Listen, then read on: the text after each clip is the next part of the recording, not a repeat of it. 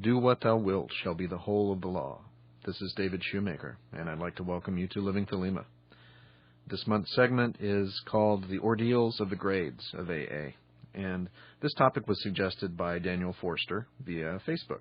So thank you, Daniel, and I hope that I answer some of the questions you might have had percolating in your brain when you asked for this particular topic. Now, the material we're going to talk about today, as the title would suggest, applies most explicitly to someone on the formal path of AA, actually working the system, formally taking the grades, and so on. But the advice here may be useful at any time when we find ourselves challenged by the pitfalls of some aspect of the path, some aspect of our psyche. For example,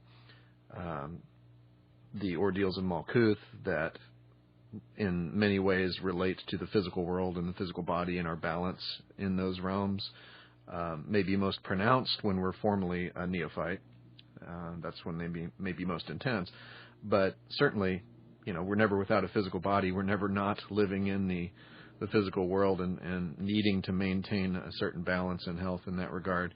And so the issues we talk about relevant to neophyte may very well apply to you at any point when you're dealing with some physical issues. So that's just one example. But again, primarily we're talking about the challenges, the pitfalls,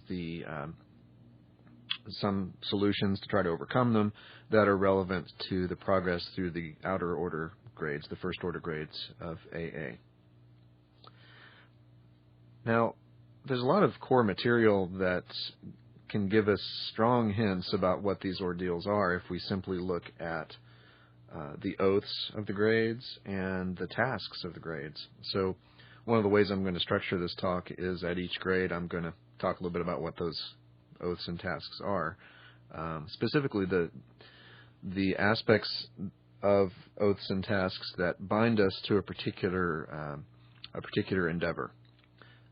Not just doing a particular ritual or memorizing a certain thing, but those parts of the oaths and tasks that bind us to a way of living or a particular path of exploration within ourselves. Whenever we do that, whenever we take a magical oath that we hold to be sacred, some would argue even if we don't hold it to be sacred, it's a binding commitment to the universe, if you will, that we're going to follow through with it. And even if you take a purely psychological point of view about what oaths mean and what magic is, which I'm not, but if one did take that point of view, you could argue that some part of us will punish us if we don't live up to what we've promised to do. Something in our own unconscious will be judgmental of us for our failure. So let's start with probationer and start looking at this material. Now, every oath describes the great work of the grade. Literally, we are promising in each oath to prosecute the great work, and then it explains what the great work is relevant to that stage. In the oath of the probationer, we read that the great work is to obtain a scientific knowledge of the nature and powers of my own being. And in the task of the probationer, we read, he shall perform any tasks that the AA may see fit to lay upon him. Let him be mindful that the word probationer is no idle term, but that the brothers will in many a subtle way prove him when he knoweth it not. So that's our core material to go on in terms of some of the basic nature of the probationer task, and therefore it gives us clues about the ordeals. Ordeals come when we tackle the tasks and present us with an opportunity to grow through them and to actually do the requisite work. The ordeals are kind of like, in a sense, the signal we get from an injury. When we feel the pain there, it shows us where to look to do the healing. In this case, when we feel ourselves rubbing up against an ordeal of some kind, an obstacle, a hurdle, challenge, etc., we're forced to take a look at it, and that's exactly how we change. That is the change process. So let's take a look at the implications of what we just read here in terms of the oath and the task. So what the probationer is doing, it's a year-long probation with a pretty open-ended approach, there's not going to be a lot of direction. The probationer is sampling things, trying things out, as we've discussed before. But the important difference now for the probationer, as opposed to just a magician who decides to try stuff, is that the probationer has essentially asked the universe to help him or her do this stuff, binding himself or herself to this oath. The universe is going to help you walk this path whether your ego likes it or not. So one of the ordeals becomes essentially wrestling with the karma of what you've brought onto yourself. And here we have to understand that the term karma is simply the law of cause and effect. Crowley discusses this. There's no moral valence here. It's not good karma, bad karma. It's just the effects of what you've done. So the ordeals of the probationer, having asked to begin the path, is partly about accepting the consequences of the changes that come about in oneself when we commit to a change process, when we commit to a course of work. Self-discipline becomes a huge issue for the probationer because it's so open-ended. One of the ordeals that we first face when we're starting in AA is we've got to sit down every day and do the work. We've got to keep a diary. We've got to actually get with the program in order to get anywhere at all. And that may sound simple. That may sound like a non-issue compared to some of the more advanced practices of meditation or magic, but those of you who've tried to commit yourself to a path like this without a lot of externally imposed structure know the challenges that can be included in that. So the work of the probationer itself is a confrontation with the rigors of self-discipline. It's a proving in the sense of testing and preparing the candidate to be able to execute their great work, to get things aligned in their lives so that the work can progress. And again, these may not be changes that the ego likes very much. To give a personal example, during my probation, I found myself rather suddenly and unexpectedly having a terrible work experience. I was in Indiana at the time and just really not feeling a good fit with all the stuff I was doing after getting out of grad school, and it felt horrible at the time, but it was largely that experience that got me out to California, that made me decide I needed to do something different. So these things can be painful and upsetting at the time, but the whole point of it is to begin to decode how these experiences, positive or negative, as perceived by the ego, are shaping us to be better vessels for the light of the angel, better prepared to execute our own great work. And that applies at every stage, not just probationer, but probationers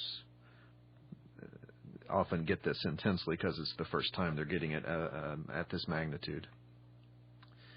Okay, let's move on to neophyte. In the oath we read that the neophyte is to obtain control of the nature and powers of my being, to observe zeal and service to the probationers under me, and to deny myself utterly on their behalf. It doesn't get much plainer than that. The neophyte is bound to service by oath. Now, among other things, this is an ego ordeal, because if a neophyte continues to hold on to the idea that the main purpose of progress on the spiritual path is for his or her own personal benefit, rather than to be increasingly a resource for service to those who come after, then it causes an awful lot of problems. And the further one goes believing that, the greater the intensity of the problems. We see this reach a pinnacle of ugliness at the Adeptus Exemptus grade if the person becomes the so-called Black Brethren will continue to cling to magical power and personal individual attainment as if that's the main point. But here at the neophyte level, we're first committing to that understanding of the path. And one of the unique things about that in this place, one of the interesting things, is that, of course, the neophyte is working on tasks appropriate to the path of Tav, which is a Saturnian path, and is sometimes known as the path of service. So that relates explicitly to the nature of the oath as we've been discussing it. Now, the task of the neophyte says, he shall perform any tasks that his zealoter in the name of the AA and by its authority may see fit to lay upon him. Let him be mindful that the word neophyte is no idle term, but that in many a subtle way the new nature will stir within him when he knoweth it not. We had a similar statement for the probationer about performing tasks that the AA may lay upon him, and I think in both these cases it mostly relates to life itself, presenting us with our own growth process challenges, as we've been discussing. But in the case of the neophyte, there can be truly assigned tasks as well, from human to human, from the superior to the student. Now, the wording there about the word neophyte being no idle term, and that in many a subtle way the new nature will stir within him, this is a clue about the ordeal and the growth process as well. Now, the term neophyte is originally from the Greek neophytos, which means newly planted. So what do we know about a newly planted seed? We know that it begins to express its basic nature and its growth patterns. That is, it begins to take on the outward characteristics of the mature plant it is to become. So typically when the neophyte of AA begins this journey, the basic nature of the person, the true will that is mostly unconscious, and its emergence can be surprising or shocking or even frightening. It may not have much to do with the way in which we have thought of ourselves. That is, we may not be growing into the person we expected. If we think of ourselves as a plant and we were expecting to be an orange tree, we may find ourselves an oak instead and be very confused by that when we have to wrestle with first recognizing it. So an ordeal of the neophyte is to begin to come to terms with their basic nature as it starts to outwardly express itself, to feel the stirrings of true will begin to take shape and demand outward expression in a way that is aligned with our magical oaths.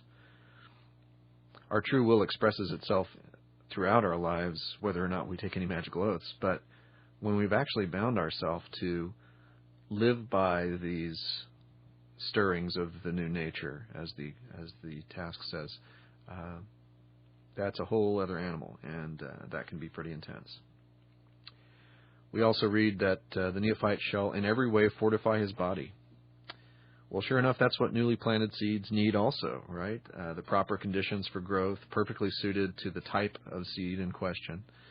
So as neophytes, we have to figure out what we need physically, but we're also nurturing the true will. We have to figure out what the conditions are for that. So we continue to reshape our outer life to be aligned with our growth process. This may be relationships or jobs or geographic locations or other, more subtle things that we're doing in our lives that need to be realigned. Certainly, psychologically, we have to realign our inner temperament, and the balancing of the four powers of the Sphinx that is required of us at this stage includes the beginnings of that deeper psychological work, with each power of the Sphinx being a certain attribute that needs to be expressed in balance with the other three. Now, the ordeals of neophyte and beyond are referenced in Crowley's new comment on the Book of the Law, chapter 3, verse 64. Let him come through the first ordeal, and it will be to him as silver. So I want to read to you some bits from that comment as it relates to what we're talking about here. Crowley says, the 4 ordeals now to be described represent the ascent of the aspirant from the 10th and lowest of these spheres, which refers to the earth, unregenerate and confused, in which the aspirant is born. So that's what we got for neophyte from this comment so far. We know that the neophyte refers to Malkuth and earth. The ordeal of the nephesh, so-called, occurs at the neophyte level.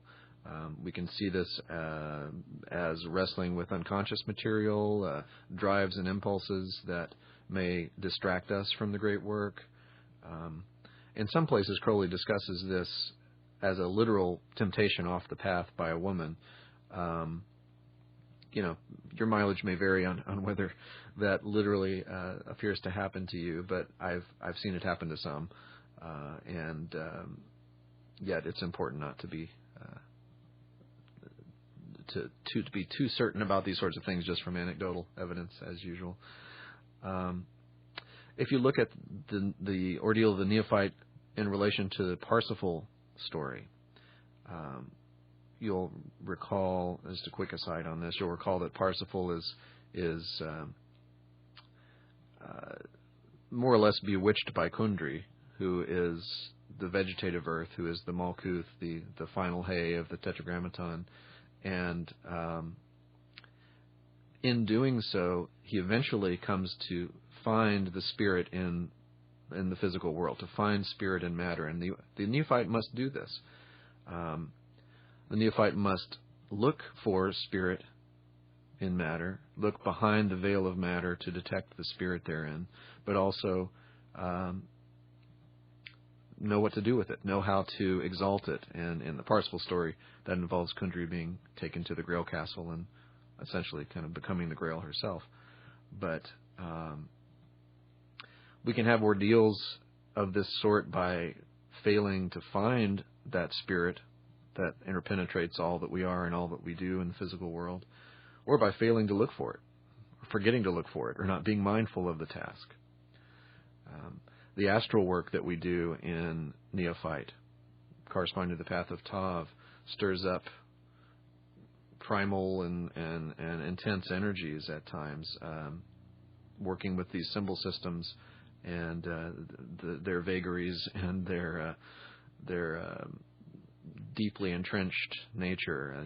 They're tied up with who we are at deep levels of the psyche, and that's not a small matter to begin to consciously face those materials. Okay, let's move on to Zealoter. Now I'm going to read you the rest of that comment of Crowley's about this stage as it applies to Yesod. So continuing now. He riseth in the first ordeal to the sphere called the Foundation, numbered 9, and containing, among other things, those of the generative organs, air, the moon, and silver. Its secret truth is that stability is identical with change. Of this we are reminded by the fact that any multiple of 9 has 9 for the sum of its digits. The initiate will now perceive that the sum of the motions of his mind is 0, while below their moon-like phases and their air-like divinations, the sex consciousness abides untouched, the true foundation of the temple of his body, the root of the tree of life that grows from earth to heaven. This book is now to him as silver. He sees it pure, white, and shining, the mirror of his own being that this ordeal has purged of its complexes. To reach the sphere, he has had to pass through a path of darkness, where the 4 elements seem to him to be the universe entire. For how should he know that they are no more than the last of the 22 segments of the snake that is twined on the tree? Assailed by gross phantoms of matter, unreal and unintelligible, his ordeal is of terror and darkness. He may pass only by favor of his own silent God, extended and exalted within him by virtue of his conscious act in affronting the ordeal. So that's the end of that quote.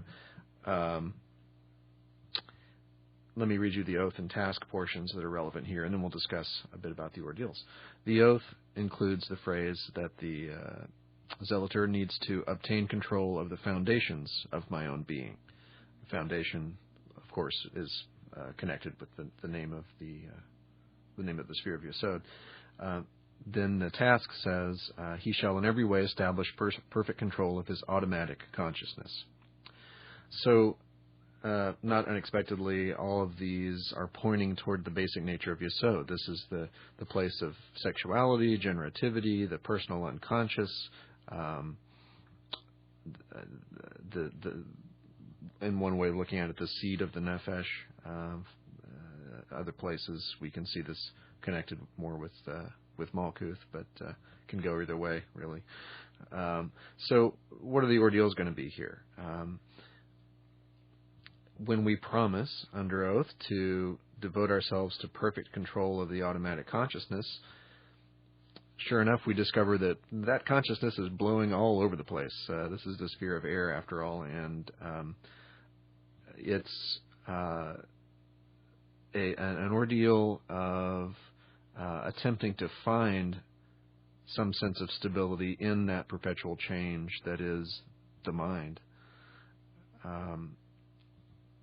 He references in that comment being assailed by phantoms of matter, and that the ordeal is of terror and darkness. This is us grappling with, in a deeper way, with our own hidden mind, our own hidden self, and trying to harness the forces, the generative forces, the life-giving forces that are resonant within us, basically coming to terms with the reality of Kundalini within us, and directing that under will towards the higher aims of our work. Any time that we're dealing with ordeals of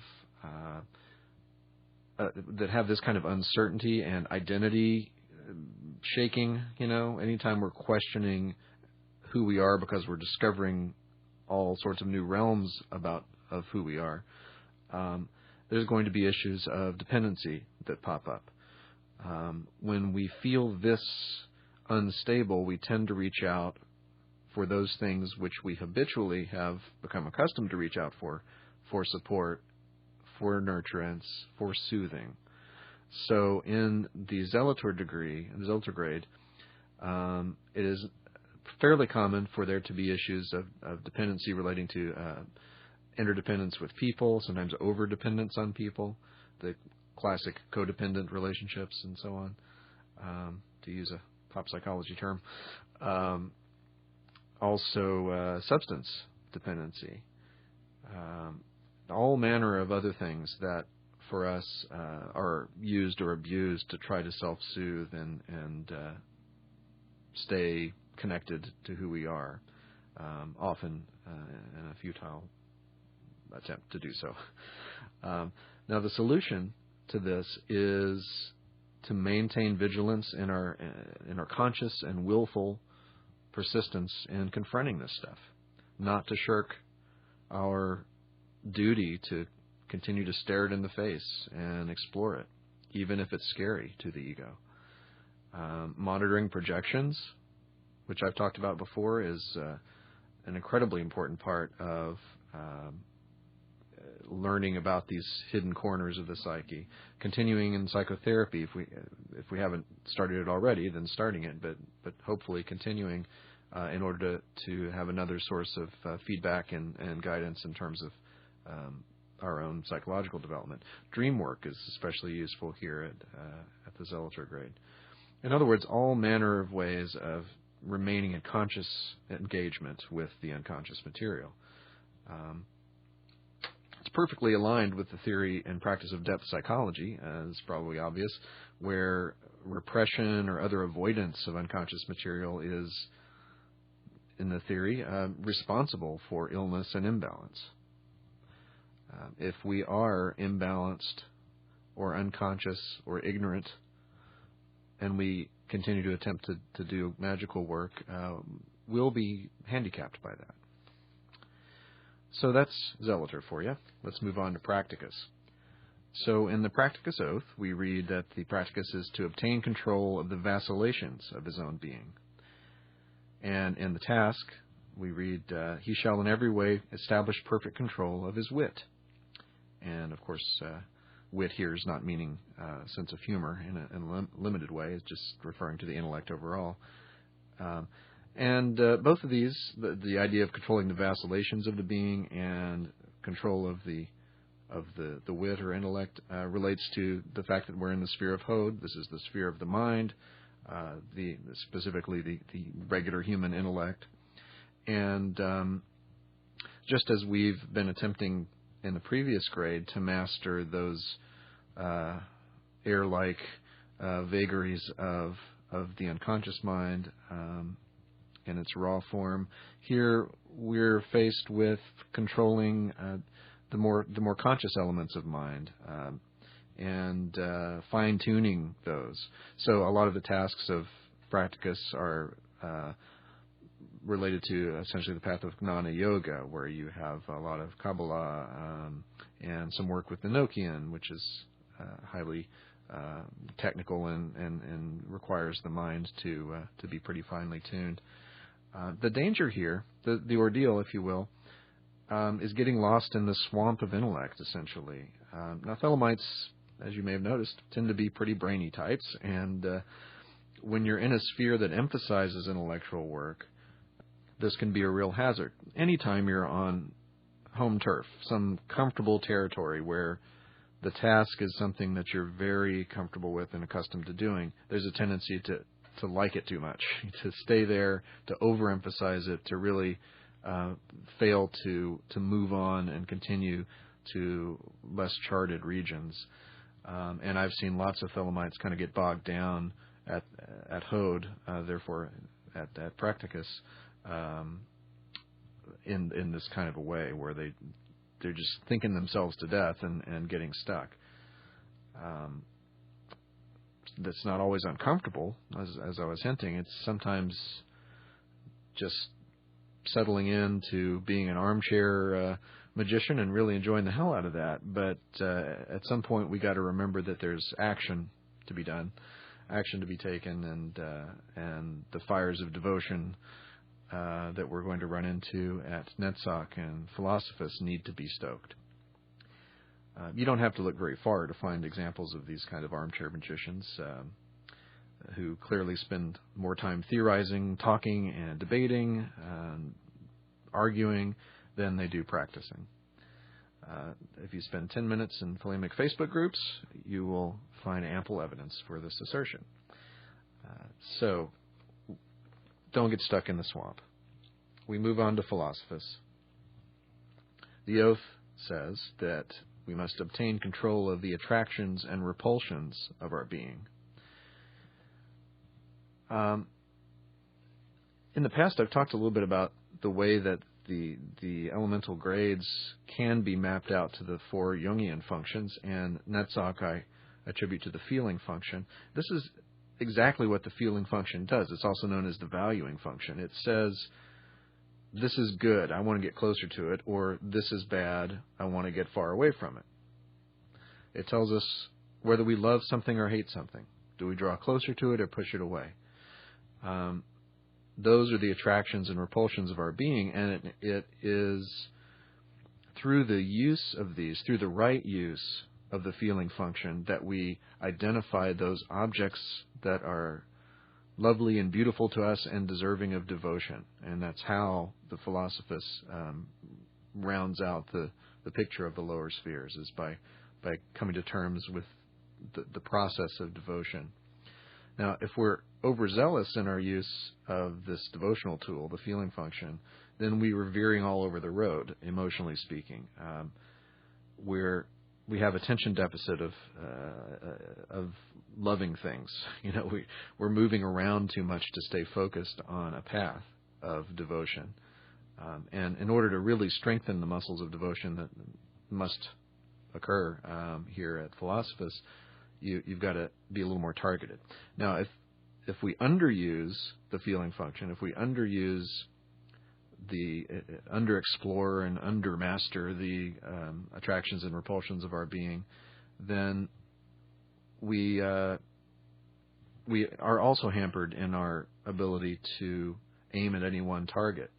In fact, if we're ignoring the emotional, aspirational, devotional side of ourselves, we've got this incredibly important tool we're not even using to identify targets of devotion.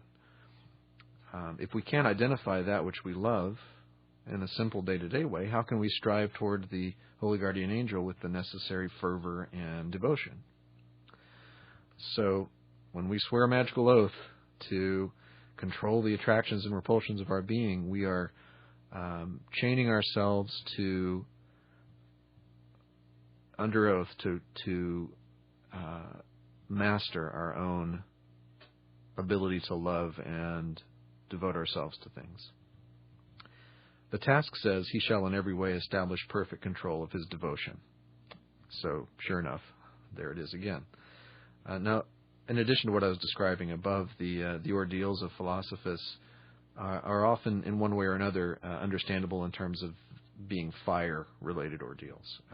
Emotional regulation is a frequent problem. Anger, especially. Anger is a fiery thing, and especially for people who haven't done the introspection and probably a bit of personal therapy before getting to philosophus, they may be surprised, a bit blindsided by residual anger especially from childhood issues related to upbringing that haven't really been dealt with. It's probably, I would categorize that as the most common sort of philosophus-related ordeal that I've seen. And now, finally, we move on to Dominus liminus, which is, of course, the last grade before the formal knowledge and conversation working proceeds. The oath here is to obtain control of the aspirations of my being. This follows on the philosophus' attention to devotion. The muscles of devotion have to be strong already from philosophus. That's where we've been working with Liber Astarte and things like that. But now we have to, at Dominus liminus, we have to use those muscles in continuous aspiration to the HGA. It's the yoga of holding our focus on that one goal. We know how to love things, but we've got to identify that one goal of knowledge and conversation and hold that focus there, hold our whole organism in continuing aspiration to that. The task goes on to say, besides all this, he shall abide upon the threshold. Let him remember that the word Dominus liminus is no idle term, but that his mastery will often be disputed when he knoweth it not. So Dominus liminus means Lord of the threshold, and so that's the mastery that's going to be disputed. You'll get pushed around by the forces of life which would tempt you to get distracted from that one goal of knowledge and conversation. You promised yourself, you've taken an oath that you're going to remain and abide on that threshold of devotion and aspiration, and that's what will get tested. The task goes on to say, he shall in every way establish perfect control of his intuition. Remember that we have to hold our focus here, but determining where to focus is partly an intuitive task. Intuition is a way of knowing truth that is completely independent of physical sensation. We have to recognize the truth without all the evidence our intellect has become accustomed to having. And the proper development of this truth sense enables us to listen for that one voice of the HGA and discriminate it from all the others. So some final thoughts on Dominus liminus there. So a bit of a longer segment today just because I wanted to cover this terrain more thoroughly, hopefully to make it more meaningful and useful. So if you have any feedback or questions, suggestions for other topics, as always, send them to me at david@livingthelema.com. And livingthelema.com is your source for resources, videos, along with the YouTube channel, Living Thelema YouTube channel for supplementary materials. As you've seen, this very episode came about as a suggestion from someone on Facebook. So if you have things you want to hear about, don't hesitate to let me know. Keep in mind also that a lot of the material that you hear on these segments has been expanded in book form in the Living Thelema book, which you can find out more about on the website as well. So that's it for today. Thanks very much, as always, for listening. Love is the law. Love under will.